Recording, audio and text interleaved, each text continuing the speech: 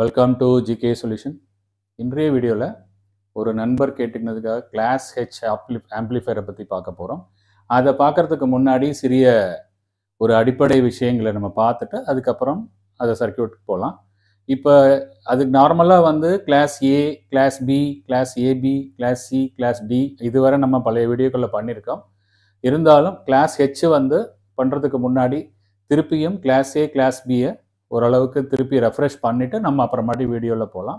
அதற்கு முன்னாடி இந்த வீடியோவில் ஒரு அடிப்படை தத்துவம் ரொம்ப இம்பார்ட்டன்ட், ரொம்ப முக்கியமான ஆம்ப்ளிஃபையர் மட்டும் இல்லை, ஆடியோ ஆம்ப்ளிஃபையர் மட்டும் இல்லை, மற்ற சர்க்கியூட்டில் கூட இது பயன்படும். இந்த தத்துவம் பயன்படும். இதை நீங்கள் புரிஞ்சிருப்பீங்க, நிறைய பேர் தெரிஞ்சிருக்கும். பட் இருந்தாலும் ஒரு ரெஃப்ரெஷ்மெண்ட் தான். இன்னும் கொஞ்சம் கிளியராக அதை பற்றி அண்டர்ஸ்டாண்ட் பண்ணிட்டோம்னா ரொம்ப ஈஸியாக ஒரு சர்க்கியூட்டை நம்மளால் புரிஞ்சு கொள்ள முடியும். எந்த ஒரு உதவியும் இல்லாமல் சர்க்கியூட்டை பார்த்தோன்னே நமக்கு தெரிஞ்சிடும். இந்த காரணத்துக்காக தான் அந்த ரெசிஸ்டன்ஸு இதெல்லாம் டிவைடர் நெட்வொர்க்லாம் கொடுத்துருக்காங்க அப்படின்ட்டு. ஸோ இப்போ அதற்காக தான் பார்க்க போகிறோம். இதில் இன்னமுமே நிறைய பேருக்கு ஒரு பெரிய சந்தேகம், கரண்ட் வோல்ட்டு இது ரெண்டுமே பெரிய குழப்பம். கரண்ட்டு எப்படி மெஷர் பண்ணுறது, அது வோல்ட் எப்படி மெஷர் பண்ணுறது, அந்த மாதிரி ஒரு பெரிய சந்தேகங்கள் இன்னமுமே இருந்துகிட்ருக்கு. அதனால இந்த வீடியோலையும் ஒரு சிறிய விளக்கம் நம்ம பார்க்கலாம். ஒரு வாட்டர் சர்க்கியூட்டை நான் எடுத்துக்காட்டாக எடுத்திருக்கேன். ஏன்னா இதில் ஈஸியாக என்னால் புரிய வைக்க முடியும்னு ஒரு ஐடியாவில் நம்ம இதை நம்ம இந்த வாட்டர் சர்க்கியூட் எடுத்திருக்கோம். இதில் எப்படி இருக்குன்னு பார்த்துட்டு அப்படியே நம்ம கம்பேர் பண்ணிக்கலாம். எலக்ட்ரிக்கல் சர்க்கியூட்டில் கரண்ட் எப்படி மெஷர் பண்ணுறது, வோல்ட்னா என்ன, அது எப்போ வோல்ட் வரும், எப்போ கரண்ட் வரும், எல்லாமே இந்த சின்ன ஒரு எடுத்துக்காட்டில் எளிதாக புரிஞ்சு கொள்ளலாம். இப்போ பாருங்கள், இது ஒரு வால்வு, தண்ணி இதுவரை இருக்குது, தண்ணியை திறக்கலை. ஒரு பைப் இருக்கு. இந்த பைப்ல ஒரு ரெஸ்ட்ரிக்ஷன் கொடுத்துருக்குறாங்க. ஒரு சிறிய பாதையாக அதை குறுக்கி வச்சிருக்கிறாங்க. இது கிட்டத்தட்ட நம்ம எலக்ட்ரிக்கல் சர்க்கியூட்ல ரெசிஸ்டன்ஸை போல, கரண்ட் பாயும் பொழுது ஒரு ரெசிஸ்டன்ஸ் கொடுத்தா அது மின் தடை ஏற்பட்டு அதை குறுக்கி கொடுக்கல. அதே மெத்தட் தான் இது. இங்கே நம்ம பைப்பில் ஒரு ஆரிஃபீஸ்ன்னு சொல்லுவோம் இதுக்கு பேர். இந்த ஆரிஃபீஸை உள்ளுக்குள்ள சென்டரில் வச்சிருக்கிறாங்க. இந்த பக்கம் ஒரு வால்வு இருக்கு. இப்போ நான் என்ன பண்ண போறேன், ஃபர்ஸ்ட் இந்த வால்வு ஓப்பன் பண்ண போறேன். இந்த வால்வு ஓப்பன் பண்ண போகிறேன். என்ன நடக்குதுன்னு பாருங்கள். இப்போ ரெண்டுமே ப்ரெஷர் 0 இருக்குது. இந்த இடத்துல இந்த ரெஸ்ட்ரிக்ஷன் ஆரிஃபிஸ்க்கு முன்னையும் பின்னையும் ஒரு யூடியூப் மானோமீட்டர் மாதிரி ஒன்று கொடுத்துருக்கோம். யூடியூப் மானோமீட்டர்னா வேற ஒன்றும் இல்லை, இதே லிக்விட் தான் ஃபில்லப் ஆகிருக்கும். கீழே ஒரு ஹெவி லிக்விடு, கலர் டிஃப்ரெண்ட் கலர்ஸில் ஃபில்லப் பண்ணியிருப்பாங்க. ஸோ அப்போ அந்த லிக்விட் ரெண்டும் ஒரே லெவலில் இருந்ததுன்னா இந்த பக்கமும் இந்த பக்கமும், அதாவது இந்த ஆரிஃபிஸ்க்கு இடது பக்கம் வலது பக்கமும் ஒரே ப்ரெஷர் இருக்கு, ஒரே அழுத்தம் இருக்குன்னு அர்த்தம். இப்போ அந்த அழுத்தம் வித்தியாசப்பட்டுச்சுன்னா இது மாறிடும். எந்த இடத்துல அழுத்தம் அதிகமாக இருக்கும் அங்கே கீழே போயிடும், அழுத்தம் கம்மியாக இருக்க இடத்துல மேலே வந்துடும். இப்போ இதுதான் இதோட இந்த யூடியூப் மானோமீட்டரோட ஃபங்க்ஷனே இதுதான். இது யூடியூப் மானோமீட்டர் எதுக்காக பயன்படுத்துறதுன்னா, இந்த பைப் வழியாக எவ்வளவு தண்ணி பாயுது அப்படிங்கிறத கண்டுபிடிக்கணும்னா இந்த மெத்தடில் தான் கண்டுபிடிக்க முடியும். புரியுதுங்களா? நிறைய மெத்தட் இப்போ எலக்ட்ரிக்கலில் வந்திருக்கு. பட் முதல்ல ரொம்ப ஈஸி மெத்தடு இந்த யூடியூப் மானோமீட்டர் தான். புரியுதுங்களா? இப்போ நம்ம என்ன பண்ண போகிறோம், வால்வு திறக்க போகிறோம். வால்வு திறக்கும் போது என்ன ஆகும் பாருங்க. கரெக்டாக இந்த ப்ரெஷரையும் பாருங்க, இந்த ப்ரெஷர் பாருங்க, இந்த மானோமீட்டரும் பாருங்க. புரியுதுங்களா? நான் ஸ்லோவாக தான் பண்ணுறேன், பாருங்க எப்படி வருதுன்னு. வால்வை திறக்கிறோம், ப்ரெஷர் இங்கே மேக்ஸிமம் ரைஸ் ஆகுது, இது மெதுவாக ரைஸ் ஆகுது. திருப்பி ரெண்டு ப்ரெஷரும் சேம் ஆயிடுது. புரியுதுங்களா? நான் இன்னொரு தடவை ரிவர்ஸ் பண்ணி காமிக்கிறேன். இப்போ பாருங்க பாருங்க, இது அதிகமாக இருக்கு, இது மெதுவாக மேலே வருது. இது அதிகமாயிட்டு திருப்பியும் குறைஞ்சு இந்த ஸ்டெடி இப்போ ரெண்டு பக்கமும் சேம் ஒரே ப்ரெஷர் இருக்கு. அதனால இங்கே மானோமீட்டர்லையும் அந்த அளவு வித்தியாசம் இல்லை, ரெண்டும் ஒரே அளவில் இருக்கு. இது என்ன காரணம்? நீங்கள் தண்ணி திறந்த உடனே தண்ணி இங்கேருந்து பாயும் பொழுது இந்த ரெஸ்ட்ரிக்ஷனை முட்டினோடனே இங்க இடத்துல ப்ரெஷர் இன்ஸ்டன்டேனியஸாக குறைந்த நேரத்திற்கு அதிகமான அழுத்தம் இங்கே உண்டாகும். ஆனால் இந்த ஆரிஃபீஸ் வழியாக தண்ணி கொஞ்சம் கொஞ்சமாக போய் இந்த ஏரியாலையும் தண்ணி ஃபில்லப் ஆகிடுது. ஃபில்லப் ஆகிற வரை இங்கே ப்ரெஷர் கம்மியாக இருக்கும், இங்கே அதிகமாக இருக்கும்.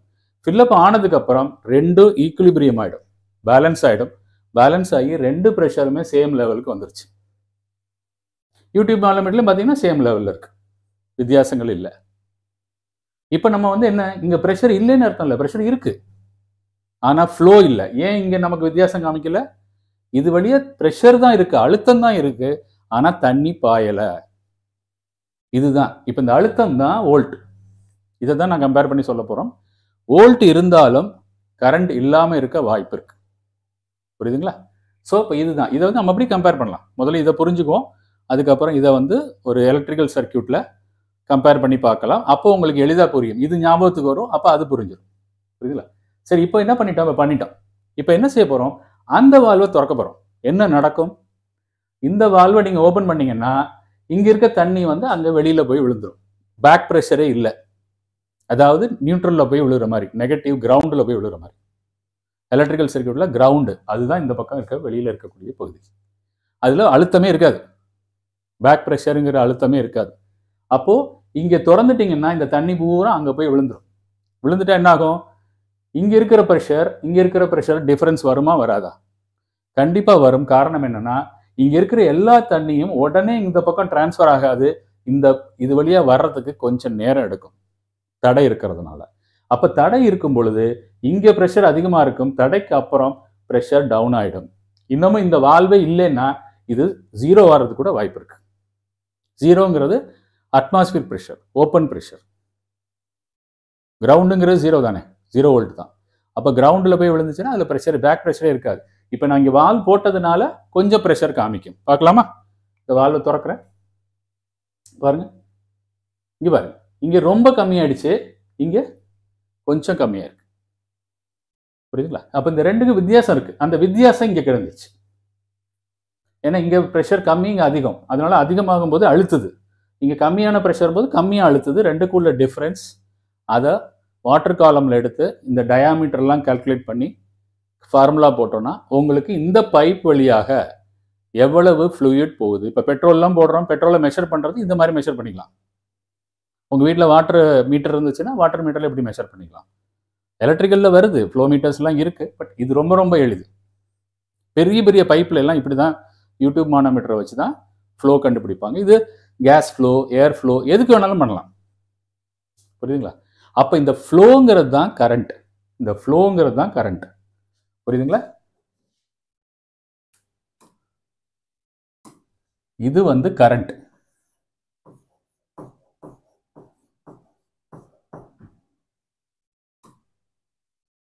இது வந்து வோல்ட். ஆனா இந்த வோல்ட் வர்றதுக்கு இந்த வால்வை திறந்தா போதும், இந்த வால்வ் திறக்கணுங்கிற அவசியம் இல்லை. ஆனா வோல்ட் வந்து இதை அடைச்சிருந்தீங்கன்னா அதிகமான வோல்ட் காமிச்சுது, இந்த பக்கமும் திறந்து விட்டுட்டீங்கன்னா வோல்ட் கம்மியாகுது. ஆக மொத்தம் வோல்ட் வர்றதுக்கு இந்த இன்புட் வால்வை மட்டும் திறந்தா போதும். அதாவது பிரேக்கரை ஆன் பண்ணா போதும், வோல்ட் வந்துடும். ஆனா கரண்ட் வராது. கரண்ட் எப்போ வரும், நீங்க இந்த வால்வை திறந்து தண்ணி இது வழியா பாயும் பொழுது மட்டும்தான் இங்கே ஃப்ளோ வரும். அப்போ அதை நீங்க புரிஞ்சுக்கணும். ஒரு சர்க்கியூட் க்ளோஸ் ஆனா தான் நம்ம எலக்ட்ரான் இது வழியா போயிட்டு ரிட்டர்ன் ஆகி உங்களுக்கு கிரவுண்டுக்கு போனாதான் கரண்ட் வரும். கிரவுண்டுக்கு அது போகலை, நடுவுலையே இருக்கக்கூடிய சுவிட்ச் ஆஃப் ஆயிருக்கு, இல்லை சர்க்கியூட் பிரேக் ஆயிருக்கு, இல்லை காம்பனன்ட் பேர்ன் ஆயிடுச்சு, அந்த கரண்ட் இது வழியா போகாது. போகலைன்னா உங்களுக்கு இந்த டிஃபரன்ஸ் தெரியாது. இந்த டிஃபரன்ஸ் தான் கரண்ட். புரியுதுங்களா? சரி, இப்போ அதே எலக்ட்ரிக்கல் சர்க்கியூட்ல பண்ண போறோம். நம்ம இதில் என்ன பண்ணுறோம்னா ப்ரெஷர் மீட்டர் போடலை, அதுக்கு பதிலாக மல்டிமீட்டர் யூஸ் பண்ணியிருக்கோம். எப்படி செட்டப் பாருங்க. இங்கே ஒரு சுவிட்ச், வால்வுக்கு பதிலாக நான் ஒரு சுவிட்ச் போட்டேன், அவுட்புட் வால்வுக்கு பதிலாக இன்னொரு சுவிட்ச் போட்டேன். இந்த இடத்துல வோல்ட் மீட்டரை கொடுத்து வச்சிருக்கிறோம். இப்போ 0 வோல்ட், ஏன்னா இந்த சுவிட்ச் ரெண்டும் ஆஃப்ல இருக்கு. புரியுதுங்களா? அப்போ நடுவில் ஆர்எஃப்எஸ்க்கு பதிலாக ஒரு ரெசிஸ்டன்ஸ் போட்டிருக்கோம். ரெசிஸ்டன்ஸ்க்கு அப்புறம் தான் சுவிட்ச் வரும், சுவிட்சுக்கு அப்புறம் பல்ப் இருக்கு. இப்போ இந்த ரெண்டு சுவிட்சையும் ஆன் பண்ணோன்னா இந்த பல்ப் எரிஞ்சிடும். பல்ப் எரியுதுன்னா என்ன அர்த்தம், சர்க்கியூட் க்ளோஸ் ஆயிடுச்சுன்னு அர்த்தம். அப்போ ஃப்ளோ இருக்குன்னு அர்த்தம், கரண்ட் ஃப்ளோ இருக்கு. அந்த கரண்ட் எவ்வளோன்னு மெஷர் பண்ணணும். அப்போ ரொம்ப எளிது. இந்த வோல்ட் மட்டும் தெரிஞ்சா பத்தாது, இந்த ரெசிஸ்டன்ஸை தாண்டி, அதாவது ஆர்எஃப்எஸ்ங்கிற இந்த ரெசிஸ்டன்ஸை தாண்டி இந்த பக்கம் எவ்வளவு அழுத்தம், இந்த பக்கம் எவ்வளவு அழுத்தம், அதாவது இந்த பக்கம் எவ்வளவு வோல்ட்டு, அந்த பக்கம் எவ்வளவு வோல்ட்டுங்கிறத கண்டுபிடிக்கணும். ஆனால் அதை பார்க்கறதுக்கு நம்ம யூடியூப் மானோமீட்டர் மாதிரி மல்டிமீட்டரையும் யூடியூப் மானோமீட்டர் மாதிரியே கனெக்ட் பண்ணலாம். கனெக்ட் பண்ணால் என்ன கிடைக்கும், இந்த பக்கம் அதிகமான வோல்ட்டு, இந்த பக்கம் குறைச்ச வோல்ட்டு. இந்த 2 வோல்ட்டுக்குள்ள டிஃபரன்ஸ், இப்போ இது 3 வோல்ட்டு, இது 5 வோல்ட்டுனா இந்த மல்டிமீட்டரில் 2 வோல்ட்டு காமிக்கும். டிஃபரன்ஷியல் மல்டிமீட்டர் மாதிரி இப்போ நம்ம பயன்படுத்தியிருக்கோம். யூடியூப் மானோமீட்டருக்கு இடத்துல மல்டிமீட்டரை பயன்படுத்தும் போது நம்ம எப்படி பயன்படுத்தணும், இந்த மாதிரி இதுக்கு 2 பக்கத்துலையும் டெர்மினல் வைக்கிற மாதிரி பயன்படுத்தணும். நார்மலாக மல்டிமீட்டர் எப்படி பயன்படுத்துவோம், இதை வந்து கிரவுண்டில் கனெக்ட் பண்ணிடுவோம், மைனஸை, இந்த ப்ளஸ்ஸை மட்டும் வச்சுட்டு தான் வோல்ட் பார்ப்போம். ஆனால் கரண்ட் பார்க்கும்போது இந்த மாதிரி ஒரு ரெசிஸ்டன்ஸை சீரீஸில் போட்டு இந்த ரெண்டு பக்கமும் மல்டிமீட்டரை யூடியூப் மானோமீட்டர் மாதிரி கனெக்ட் பண்ணணும். அதுதான் சொல்ல வந்தேன். இது நிறைய பேருக்கு இன்னும் சந்தேகம் இருக்குது. ஷண்ட் ரெசிஸ்டன்ஸ்னா என்ன, எப்படி கரண்ட் மெஷர் பண்ணுறோம், எதற்காக பண்ணுறோம். அது மட்டும் இல்லை, இந்த ரெசிஸ்டன்ஸ் வந்து ரொம்ப கம்மியாக இருக்கணும்.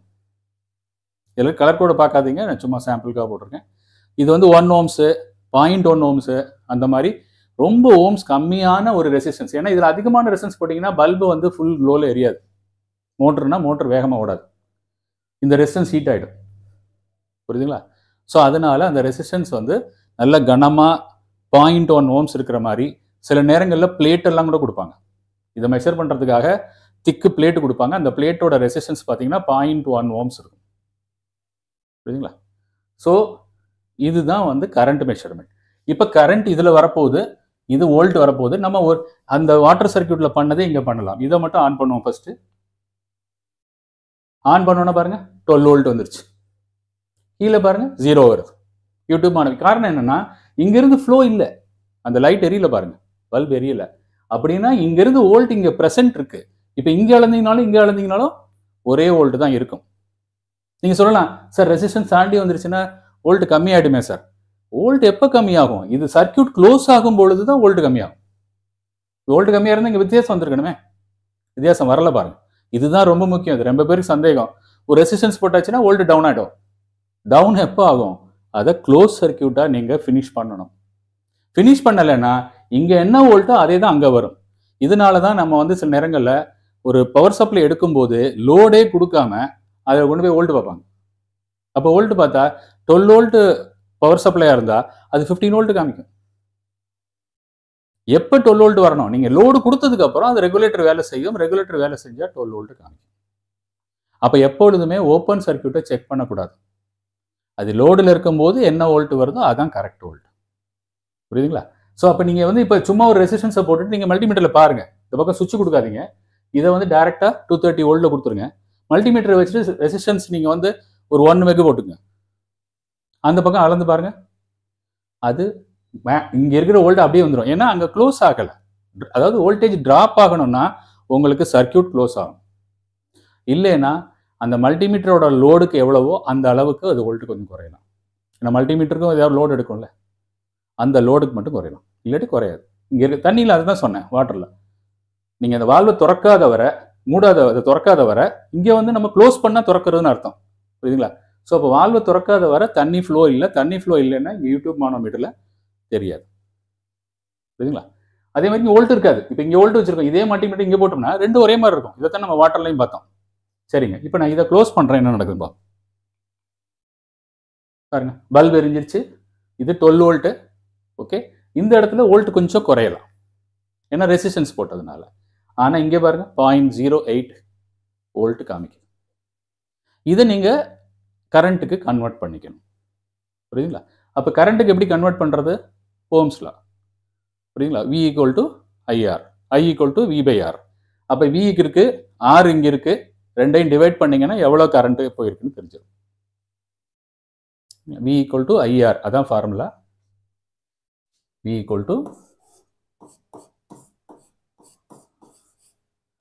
I = V/R. இப்போ V என்னது? 0.08 volt. இது 1 ohms, 0.1 ohms வச்சுக்கோம். இது வந்து 0.1 ohms. அப்போ கரண்ட் இங்கே இது இந்த பல்பு எடுக்கக்கூடிய கரண்ட் எவ்வளோ, இது ரெண்டையும் டிவைட் பண்ணிங்கன்னா கிடைச்சிடும். புரியுதுங்களா? ஸோ இப்போ இதுதான் மெத்தடு. ரொம்ப சிம்பிள். இது நிறைய தடவை நம்ம வந்து சொல்லியிருக்கிறோம், கரண்ட்டும் வோல்ட்டுக்கும் உள்ள வித்தியாசங்கள். ஆனால் இன்னுமே நிறைய பேருக்கு திருப்பி சந்தேகம் வருது. ரெசிஸ்டன்ஸ் போட்டால் கரண்ட் வரும், கரண்ட் குறையுமா, வோல்ட் குறையுமா, நிறைய சந்தேகங்கள் நம்மளுக்கு வருது. எல்லாமே ஒன்னோட ஒன்று லிங்க்டு. இதை அழுத்தத்தை நம்ம வந்து வோல்ட்டுன்னு சொல்கிறோம். இதில் போகக்கூடிய கரண்ட் ஃப்ளோவை, அமௌண்ட்டு, குவான்டிட்டியை கரண்ட்டுன்னு சொல்கிறோம், ஆம்ஸ்ன்னு சொல்கிறோம். புரியுதுங்களா? ஸோ இப்போ இது நிச்சயமாக இதில் ஒரு கிளாரிட்டி கிடச்சிருக்குன்னு நம்புகிறேன். ஏன்னா இந்த ஆடியோ ஆம்பிளிஃபையர் பண்ணும்போது அங்கங்கே ரெசிஸ்டன்ஸ் கொடுத்துருப்பாங்க. என்ன காரணங்கிறது நான் சொல்லும்போது இந்த மாதிரி ஒரு ஐடியா நமக்கு இருக்கணும். ஏன்னா இந்த சுவிட்சுக்கு பதிலாக டிரான்சிஸ்டர் இருக்கும். அங்கே டிரான்சிஸ்டர் எப்பெல்லாம் சுவிட்ச் ஆன் ஆகுதோ அப்போ நீங்கள் அதுக்கு தகுந்த மாதிரி அது வழியாக கரண்ட் போகிறது, அதை கண்ட்ரோல் பண்ணுறதுக்கு எல்லாம். புரியுதுங்களா? சரி, அடுத்தது ஒரு டிரான்சிஸ்டர் எப்படி வேலை செய்யுது. நம்மளே டிரான்சிஸ்டருக்கே தனியாகவே வீடியோ பண்ணியிருக்கோம். பட் இருந்தாலும் ஆம்பிளிஃபையரை பொறுத்தளவில் டிரான்சிஸ்டர் எப்படி வேலை செய்யுதுங்கிறது ஒரு சிம்பிள் வாட்டர் அனாலஜியில் சொல்லியிருக்கு. இதில் பாருங்கள், வால் போட்டிருக்கோம், ஒரு சிலிண்டர் மாதிரி ஒன்று போட்டிருக்கோம். இந்த இடத்துல இது மூவபிள், இந்த போர்ஷன் இருக்கு, இது பிளாக், ஒரு சர்க்குலர் பிளாக்னு வச்சுக்கலாம். இந்த பிளாக் வந்து இங்கே அங்கேயும் மூவ் ஆகும். எதை வச்சு மூவ் ஆகும்? இங்கே கொடுக்குற அழுத்தத்தை வச்சு. ஏன்னா ஒரு பக்கம் ஸ்ப்ரிங் இருக்கு, அதனால இந்த ஸ்ப்ரிங்கை ப்ரெஸ் பண்ணி இது மூவ் ஆகணும். அப்போ நமக்கு இங்கே அழுத்தம் கொடுக்கணும், கரண்ட்டுங்கிற அழுத்தம் கொடுக்கணும், வோல்ட் அல்லது கரண்ட்டுங்கிற அழுத்தம் கொடுக்கணும். புரியுதுங்களா? கரண்ட் தான் நம்ம ஆக்சுவலாக கொடுக்குறோம், பட் நம்ம வோல்ட்டில் கன்வெர்ட் பண்ணி நம்ம கால்குலேஷன்ஸ் போடுவோம். புரியுதுங்களா? ஸோ இப்போ நம்ம வந்து இங்கே வந்து இப்போ ஒரு குறிப்பிட்ட அழுத்தம் 0.65 அல்லது 0.7 ப்ரெஷர் போடுறேன், யூனிட் எதுவும் போடலை. என்ன காரணம் 0.7 போடுறேன்னா, டிரான்சிஸ்டருக்கு 0.7 வோல்ட்டு கொடுத்தா போதும், இது ஆன் ஆகிடும். புரியுதுங்களா? 0.7 வோல்ட், இதுக்கும் அதுக்கும் 0.7 வோல்ட் கொடுத்தோன்னா அது ஆன் ஆகிடும். அதுக்காக தான் நான் 0.7 ப்ரெஷர்லையும் காமிக்கிறேன். இப்போ 0.7 கொடுத்துட்டோன்னா அது வரை என்ன ஆகும்னா இது நகராது. இது 0.7 வர இது நகராது. இப்போ 0.7 விட நம்ம அதிகப்படுத்தும் போது என்ன நடக்குது பாருங்க. இப்போ என்ன பண்றோம்னா, இப்போ பாருங்க, இதுல என்ன செய்யறோம்னா, நம்ம கண்டினியூஸா கொடுக்கல, இது என்ன பண்றோம், மூடி திறக்கிறோம். அப்ப என்ன ஆகுது, 0.7 போகுது, 0.7க்கு மேல போகுது, கீழே வருது, 0 வருது, 0.7 இப்படி வருது. ஸோ இப்போ இது வரும்போது என்ன ஆகுது, இங்க அழுத்தம் வரும்போது பாருங்க, இந்த ஸ்ப்ரிங் ப்ரெஷரை, இது அழுத்தம் அதிகமாகும் போது இது இங்கே நகருது, அழுத்தம் கம்மியாகும் போது பின்னாடி வந்துடுது. அப்ப பின்னாடி வரும்போது இந்த பாதை அடைபட்டுருது. புரியுதுங்களா? அப்ப என்ன ஆகும், இந்த பாதை நேர்கோட்டில் வரும்போது இங்க பிரஷர் இருக்காது, ஏன்னா எல்லா தண்ணியும் கீழே போயிடும், கிரவுண்டுக்கு போயிடும். அதனால இது வந்து ஒரு சின்ன வால்வ் மாதிரி தான் அது. ஆனா அந்த வால்வு எப்படி நகருது, நம்ம இது மாதிரி ஒரு ஆடியோ சிக்னல் கொடுத்தோம்னா, இந்த குறைச்சல கொடுக்குற கரண்ட் 0.7 ப்ரெஷர் கொடுக்குற கரண்ட் இங்க பாருங்க, இது அதிகம். இந்த பச்சை வந்து அதிகமான ப்ரெஷர், இந்த ப்ளூ வந்து ரொம்ப கம்மி ப்ரெஷர், ரொம்ப கம்மியான அழுத்தம்.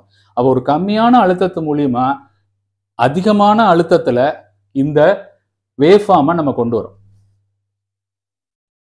இப்போ உங்களுக்கு எளிதா புரிஞ்சிருக்கும், ஒரு டிரான்சிஸ்டரோட ஃபங்க்ஷன் இதுதான். அப்ப டிரான்சிஸ்டரோட ஃபங்க்ஷன் இங்க வந்து நீங்க எவ்வளவு கரண்ட் கொடுக்குறீங்களோ, ரொம்ப மில்லி வோல்ட் கரண்ட் 0.7 வோல்ட்னா பாருங்க, 1 வோல்ட் கீழே தான், 1 வோல்ட் கீழே நீங்க என்ன வேரியேஷன்ஸ் கொடுக்குறீங்களோ அதற்கு தகுந்த மாதிரி இந்த பிளாக் முன்ன பின்ன நீங்க கொடுக்குற ஆடியோ சிக்னல் தகுந்த மாதிரி போயிட்டு இருக்கும். இது முன்ன பின்ன போக போக இங்கேயும் ப்ரெஷர் வந்து இதை அடைச்சு மூடுதா, இதை அடைக்கும் போது ப்ரெஷர் அதிகமாகும், இதை திறக்கும் போது ப்ரெஷர் ட்ராப் ஆகிடும். அப்ப அது அப்படியே நம்ம என்ன செய்யறோம்னா ஸ்பீக்கருக்கு கொண்டு வரணும். ஆனா அந்த மாதிரி வரும்போது இது வோல்ட்டுங்க, வோல்ட்டை கொண்டு ஸ்பீக்கர்ல கொடுத்தா ஸ்பீக்கர் போயிடும். அப்ப நம்ம என்ன பண்றோம், அங்க இருக்கிற சிக்னல் மட்டும்தான் நமக்கு வேணும், இவ்வளவு அழுத்தம் வேண்டாம். புரியுதுங்களா? ஸோ அதுக்காக என்ன பண்றோம்னா, ஒரு கப்பாசிட்டர், இதுக்கு பேர் கப்பாசிட்டர், இந்த இருக்கு இல்லைங்க, இது வந்து கப்பாசிட்டர். இது எப்படி இருக்கு பாருங்க, ஒரு பலூன் மாதிரி இருக்கு. அப்ப இங்க இருக்கிற தண்ணியோ அல்லது இந்த ஹை ப்ரெஷரோ ஸ்பீக்கர் பக்கம் போகாது. அது போகாம இருக்கிறதுக்காக ஒரு ஐசோலேட்டர், ஒரு பிளாடர் கொடுத்துருக்கோம். அந்த பிளாடர் என்ன ஆகும், ரப்பர் பிளாடர் மாதிரி, இங்க கொடுக்குற அழுத்தம் அந்த பிளாடர் பெருசாகி பலூன் மாதிரி ஆகி அந்த பக்கம் இருக்கிற ஸ்பீக்கரை ஆப்ரேட் பண்ணுது. இப்ப புரியுதுங்களா இது எப்படி வேலை செய்யுதுன்னு? எதுக்காக கப்பாசிட்டர் உபயோகப்படுத்துறோம், இந்த இடத்துல சிக்னலும் இருக்கு, அதே சமயத்துல அழுத்தமும் ஜாஸ்தி இருக்கு. அவ்வளவு அழுத்தத்தை ஸ்பீக்கர்ல கொடுக்க முடியாது, நமக்கு சிக்னல் மட்டும் வந்தா போதும். அதாவது இங்கிருந்து வரக்கூடிய அந்த வேறுபாடு மட்டும் நமக்கு வந்தா போதும், இதுல இருக்கக்கூடிய அழுத்தமும் சேர்ந்து வந்துடக்கூடாது. அதனால அந்த அழுத்தம், அதாவது டிசி வோல்ட்ல இருந்து சிக்னலை, ஏசி சிக்னல் அதாவது ஆடியோ சிக்னலை பிரிச்சு எடுக்கிறதுக்கு இப்படி ஒரு கப்பாசிட்டர் போடுவாங்க. கப்பாசிட்டரோட ஃபங்க்ஷன் இதுதான். இங்கிருந்து இதோடைய டைரக்ட் கனெக்ஷன் கிடையாது, ஆனா இதுல இருக்கக்கூடிய அழுத்தம் அந்த பக்கம் டிரான்ஸ்ஃபர் ஆகுது. அது ரப்பர் பிளாடர் மாதிரி இருக்கிறதுனால டிரான்ஸ்ஃபர் ஆகுது. இதுதான் கப்பாசிட்டர்ல நடக்குது. இப்போ உங்களுக்கு எளிதா புரிஞ்சிருக்கும், ஒரு வாட்டர் அனாலஜிலிருந்து எப்படி வந்து ஒரு கப்பாசிட்டர், ஒரு வால்வு ஓப்பன் பண்றது, இந்த டிரான்சிஸ்டர் எப்படி ஃபங்க்ஷன் ஆகுது. ஓகே, இப்போ நம்ம மேல 2 ஆரிஃபீஸ் கொடுத்துருக்கோம். காரணம் என்னன்னா, நம்ம டைரக்டா திறந்து விட்டுட்டோம்னா இங்க இருக்க, இது ஓப்பனா இருக்க சமயத்துல இங்க இருக்கிற அழுத்தம் பூரா கிரவுண்டுக்கு போயிடும். ஏன்னா அந்த அழுத்தம் நமக்கு இதுக்கு மட்டும் இல்லை, இது மாதிரி பக்கத்து சர்க்கியூட்டுக்கு நமக்கு தேவை. அப்ப எல்லா அழுத்தமும் இதுல போயிருச்சுன்னா மற்ற சர்க்கியூட் வேலை செய்யாது. புரியுதுங்களா? அதனால இந்த இடத்துல நம்ம ஆரிஃபீஸ் போட்டிருக்கோம். சர்க்கியூட்ல எப்படின்னா, இது ஆரிஃபீஸ்க்கு பதிலாக ரெசிஸ்டன்ஸ் போடுவாங்க. அந்த ரெசிஸ்டன்ஸ் இல்லைன்னா இது பாசிட்டிவ் வோல்ட், இது நெகட்டிவ் வோல்ட். இந்த டிரான்சிஸ்டர் இப்படி ஓப்பன் ஆகும்போது பாசிட்டிவ் டைரக்டா நெகட்டிவோட ஷார்ட் சர்க்யூட் ஆகிடும். ஷார்ட் சர்க்யூட் ஆனால் என்ன நடக்கணும் உங்களுக்கு தெரியும். அப்போ அது ஷார்ட் சர்க்யூட் ஆகக்கூடாதுங்கிறதுனால கரண்ட் லிமிட்டிங் ரெசிஸ்டன்ஸ் அல்லது பயாஸ் ரெசிஸ்டன்ஸ் சொல்லுவாங்க. அதற்காக கலெக்டருக்கு ஒரு ரெசிஸ்டன்ஸ், எமிட்டருக்கு ஒரு ரெசிஸ்டன்ஸ். அது வேல்யூஸ் மாறும், பட் அந்த ரெண்டு ரெசிஸ்டன்ஸ் கண்டிப்பாக ஒரு transistor amplifier, A class amplifier, class ஏ ஆம்பிளிஃபயருக்கு தேவை. புரியுதுங்களா? ஸோ இதை பேசிக் தெரிஞ்சுக்குங்க. இதை நம்ம ஆம்பிளிஃபயர் செக்ஷன் போகிறதுக்கு முன்னாடி இந்த அடிப்படையில் உங்களுக்கு எந்த குழப்பமும் இருக்கக்கூடாதுங்கிறக்கா சொல்கிறேன். இதை டிரான்சிஸ்டராக பார்க்கலாமா? பாருங்க, இங்கே என்ன பண்ணுறோம், இங்கே நம்ம சிக்னல் கொடுக்குறோம். இந்த சிக்னலில் வோல்டேஜாக இங்கே கொடுக்குறோம். அது 0.7 வோல்ட் வர வர இது ஒன்றும் ஆகாது. 0.7 வோல்ட்டுக்கு மேலே வரும்போது இது என்ன, அது பாருங்க, இந்த பாதையை நேர் பண்ணிடுது. இந்த பாதை இப்படி டிரான்சிஸ்டர் மாதிரி இப்படி இருந்துச்சுன்னா இங்கே போகாது, இந்த மேலே இருக்க கரண்ட் கீழே போகாது. இந்த பாதையை நம்ம இந்த இது மூலியமாக அழுத்தி நேர்கோடாக்குறதுனால இங்கே இருக்கிற கரண்ட் இது வழியாக போய் கிரவுண்ட் அடைஞ்சிடும். சேம் இது எப்படி நான் முன்னாடி வாட்டர் அனாலஜியை சொன்னோம், அதே தான் டிரான்சிஸ்டரில் இங்கே கொடுக்குற கரண்ட். புரியுங்களா? இந்த கரண்ட் மூலியமா வருது. இது கரண்ட்னு ஏன் சொல்றேன்னா, இது நார்மல் டிரான்சிஸ்டர், அதனால கரண்ட் தான் கொடுக்கணும். இது இல்லாமல் நமக்கு இப்போ வர்ற ஐஜிபிடி, மாஸ்ஃபெட்லாம் பார்த்தீங்கன்னா வோல்டேஜ் கொடுத்தா போதும். அதுதான் அதில் உள்ள அட்வான்டேஜ். கரண்ட் கொடுக்கறதுனால கொஞ்சம் கரண்ட் இதில் யூஸ் ஆகிறதுனால இந்த டிரான்சிஸ்டர் அதிகமாக ஹீட் ஆகும். ஐஜிபிடியில் அதிகமாக ஹீட் ஆகாது. அதற்கு காரணமாக அவங்க ஒரு கெப்பாசிட்டர் மாதிரி கொடுப்பாங்க. அதனால அதில் வோல்டேஜ் உள்ள வேரியேஷன்ஸை அது டைரெக்டாக எடுத்துக்கும். ஆனால் இதில் கரண்ட்டில் இருக்க வேரியேஷன்ஸ் தான் எடுக்கும். புரியுதுங்களா? அதனால இங்கே குறைச்ச கரண்ட் இதுக்கு ஆக்சுவலாக கரண்ட் வேரியேஷன், இந்த கரண்ட் வேரியேஷன் குறைச்சலாக நடக்கிறது. இங்கே எவ்வளோ கரண்ட் வேரியேஷன் நடக்குது பாருங்க. இதுக்கு பேர் தான் ஆம்பிளிஃபயர். அதாவது சின்ன சிக்னலை பெருசாக ஆம்பிளிஃபை பண்ணுறோம். புரியுதுங்களா? பட் அதே சமயத்தில் கெப்பாசிட்டர் போட்டிருக்கோம். காரணம் என்னன்னா, இந்த அதிகமான வோல்டேஜ் அங்கிட்டு போயிடக்கூடாது. ஏசி சிக்னல், இந்த சிக்னல் மட்டும் ஸ்பீக்கருக்கு போகணுங்கிறதுனால ஒரு கெப்பாசிட்டர் போட்டு எடுத்துக்கணும். டைரெக்டாக கொடுத்தீங்கன்னா ஸ்பீக்கர் பர்ன் ஆகிடும். அதுக்கு தான் கப்ளிங் கெப்பாசிட்டர், கப்ளிங் கெப்பாசிட்டர்னு சொல்லுவாங்க. சரிங்களா? இது இன்லெட்லையும் கொடுக்கணும். ஏன்னா இங்கேயும் வோல்ட் கொடுப்போம், பயாஸ் வோல்ட். அது கிளாஸ் ஏ ஆம்பிளிஃபயரில் நான் சொல்லித்தரேன். அது பயாஸ் வோல்ட் கொடுக்கும்போது அந்த வோல்ட்டு மைக்குக்கு போயிடக்கூடாது. மைக்லேருந்து நம்ம ஆம்பிளிஃபை பண்ணுறோம்னா மைக்குக்கு போயிடக்கூடாது, மைக் கெட்டு போயிடும். அதனால அங்கேயும் கெப்பாசிட்டர் போடுவாங்க. இங்கேயும் ஒரு கெப்பாசிட்டர் போட்டு, இங்கேயும் ஒரு கெப்பாசிட்டர் போட்டு மைக், இதுவும் கெப்பாசிட்டர் போடுவாங்க. புரியுங்களா? இப்போ கெப்பாசிட்டர் எதுக்குன்னு தெரியுதுங்களா? இந்த கெப்பாசிட்டர் போட்டாச்சுன்னா சிக்னலை டிசியோட ஆட் பண்ணுறோம். மாடுலேஷன் மாதிரி சிக்னல், ஏசி சிக்னல், இந்த மாதிரி சிக்னலை டிசியோட ஆட் பண்ணுறோம். ஆட் பண்ணும்போது என்ன ஆகும், இந்த அப்படியே வர்ற சிக்னல் அப்படியே எவ்வளோ டிசி ஆட் பண்ணுறோமோ அவ்வளோ தூரத்துக்கு மேலே போயிடும். இப்போ ஃபார் எக்ஸாம்பிள் இப்படி இருக்குன்னு வச்சுக்கோங்க, இப்படி இருக்கு, இது நார்மலாக சிக்னல். இப்போ இதில் 6 வோல்ட், இந்த சிக்னலோட ஒரு 6 வோல்ட் ஆட் பண்ணிட்டீங்கன்னா அது என்ன ஆகிடும்னா, இந்த சிக்னல் இங்கே போடுறேன், இந்த சிக்னல் 6 வோல்ட், இது அப்படியே 6 வோல்ட் ஆட் ஆகிடும், இங்கே போயிடும். இங்கே பார்த்தீங்கன்னா இது 6 வோல்ட், 6 வோல்ட் ஆட் ஆகிடும். அப்படியே இந்த சிக்னல் அப்படியே மேலே தூக்கிடுவாங்க. அதுக்கு பேர் பயாசிங்னு சொல்கிறோம். அதே மாதிரி தூக்கி இந்த வேலையை முடிச்சிருவாங்க. முடிச்சதுக்கப்புறம் திருப்பி இந்த 6 வோல்ட்டுங்கிறது இங்கே 12 வோல்ட்டாக மாறிடும் ஆம்பிளிஃபயருங்கிறதுனால. அந்த 12 வோல்ட்டை தள்ளணும்னா மறுபடியும் கெப்பாசிட்டர் போட்டாங்கன்னா இது பறஞ்சிரும். ஒன்லி சிக்னல் மட்டும் வெளியில் வந்துடும். புரியுதுங்களா? அதுக்கு தான் கப்ளிங் கெப்பாசிட்டர். இந்த பேசிக் ஐடியா கண்டிப்பாக எல்லாம் தெரியும், பட் இருந்தாலும் ஒரு ரெஃப்ரெஷ்மெண்ட்டுக்காக தான் இந்த வீடியோ பண்ணியிருக்கேன். அடுத்த வீடியோ, நெக்ஸ்ட் வீடியோவில் class A, class A B இது ரெண்டையும் ஒரு கிளான்ஸ் பார்த்துட்டு அதற்கப்புறம் கிளாஸ் ஹெச் ஆம்பிளிஃபயர் அந்த நண்பர் கேட்டுக்கினதுக்காக circuit wise step by step அதை எக்ஸ்பிளைன் பண்ணுறேன். கண்டினியூஸாக மானிட்டர் பண்ணுங்கள். அடுத்த வீடியோவில் சந்திக்கலாம் நண்பர்களே. தேங்க்ஸ் ஃபார் வாட்சிங்.